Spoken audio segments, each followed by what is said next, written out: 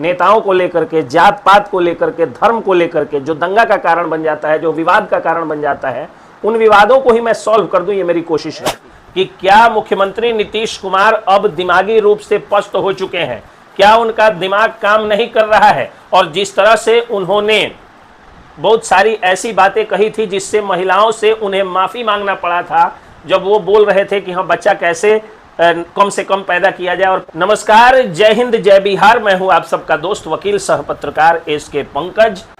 मैं शुद्ध रूप से और मूल रूप से एक वकील हूं, लेकिन कभी कभी मुझे लगता है कि चूंकि मैंने पत्रकारिता से भी पीजी किया है और पत्रकारिता में एक लंबा समय मैं दिया हूं 2008 से लगातार, तो मुझे लगता है कि वकील होने के साथ साथ पत्रकार होकर के कुछ ऐसी बातें की जाए जिन बातों से समाज में मुकदमे ही कम हो और समाज के आंखों पर जो पट्टियां हैं नेताओं को लेकर के, जात पात को लेकर के, धर्म को लेकर के जो दंगा का कारण बन जाता है, जो विवाद का कारण बन जाता है, उन विवादों को ही मैं सॉल्व कर दूं, ये मेरी कोशिश रहती है।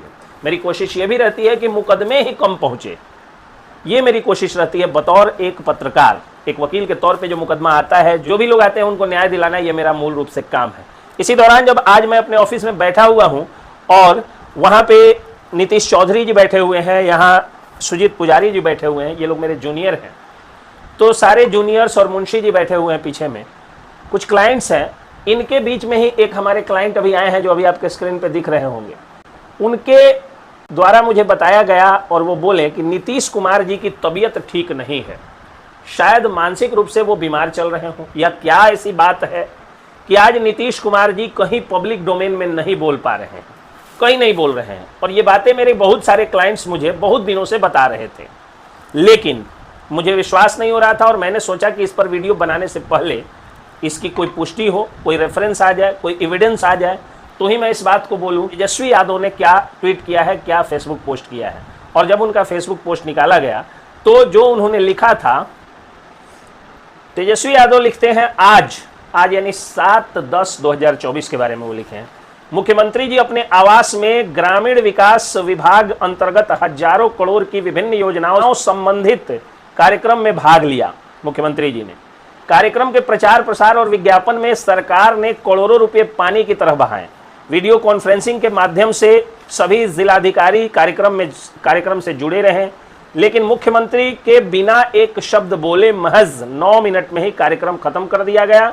अतिथि और बाकी मंत्री बिना चाय पिए और एक शब्द बोले वापस चले गए। आशा करते हैं कि सब सही और स्वस्थ हैं। मुख्य सचिव कार्यक्रम में थे नहीं या बुलाया नहीं गया।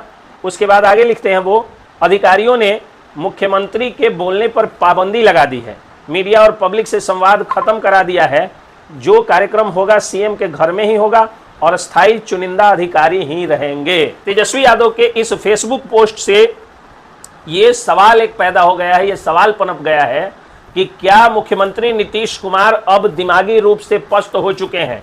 क्या उनका दिमाग काम नहीं कर रहा है? और जिस तरह से उन्होंने बहुत सारी ऐसी बातें कही थी जिससे महिलाओं से उन्हें माफ़ी मांगना पड़ा था, जब वो बोल रहे थे कि हाँ, बच्चा कैसे कम से कम पैदा किया जाए और पढ़ लिख लेने के बाद किस तरह से जो सेक्सुअल एक्टिविटीज़ का उन्होंने बयाप्ते अश्लील तरीके से बखान कर दिया था, जिससे उन्होंने स्वयं की निंदा भी की थी और माफ़ी भी मांगा था।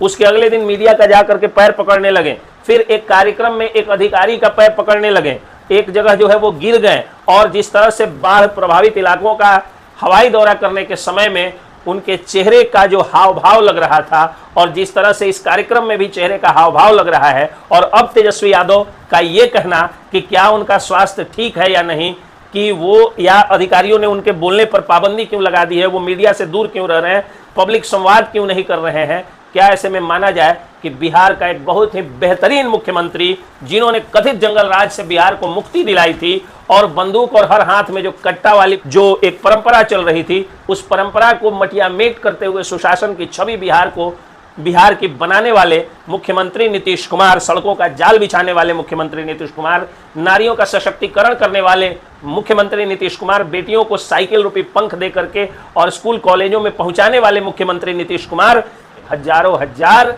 अपराधियों को जेल भिजवा करके सजा दिलाने वाले मुख्यमंत्री नीतीश कुमार, और बिहार में गैंगवार को 5% तक 100% से 5% में ला करके सिमट देने वाले मुख्यमंत्री नीतीश कुमार, बिहार में अपराधियों का, यानी जब से इन्होंने बागडोर संभाला 2005 से लेकर के आज 2024 तक, इन 19 सालों में एक भी अपराधी नया अपराध करके, नया पनप करके और वो राजनीति में आकर के कहीं एमएलए एमपी नहीं बन पाया। वैसा बिहार बनाने वाले मुख्यमंत्री नीतीश कुमार, जेल को अय्याशी का अड्डा से आज एक सशक्त और सश्रम कारावास बनाने वाले मुख्यमंत्री नीतीश कुमार, शराबबंदी जैसा चीज देकर के गांधी के सपनों का भारत बनाने की असफल ही सही लेकिन कोशिश करने वाले नीतीश कुमार क्या अब मानसिक रूप से बीमार हो चुके हैं? क्या अब बिहार की बागडोर संभालने लायक नहीं रहे? क्या अब बिहार नीतीश विहीन हो जाएगा? क्या अगले चुनाव में नीतीश कुमार घूम घूम करके प्रचार कर पाएंगे या नहीं? क्या मुख्यमंत्री नीतीश कुमार सही में दिमागी रूप से थोड़े विक्षिप्त हो गए हैं और अलबल बोलते रहते हैं? ये सवाल मैं नहीं उठा रहा हूं, बल्कि ये सवाल इशारों में ही तेजस्वी यादव जो नेता प्रतिपक्ष है वो उठा रहे हैं। नीतीश कुमार के प्रति एक बड़ा सवाल है। हालांकि मैं अभी भी बता रहा हूं कि हम लोगों ने अपने होश में नीतीश कुमार से अच्छा मुख्यमंत्री नहीं देखा। इनका तो जब से होश संभाले हैं नीतीश कुमार ही मुख्यमंत्री हैं।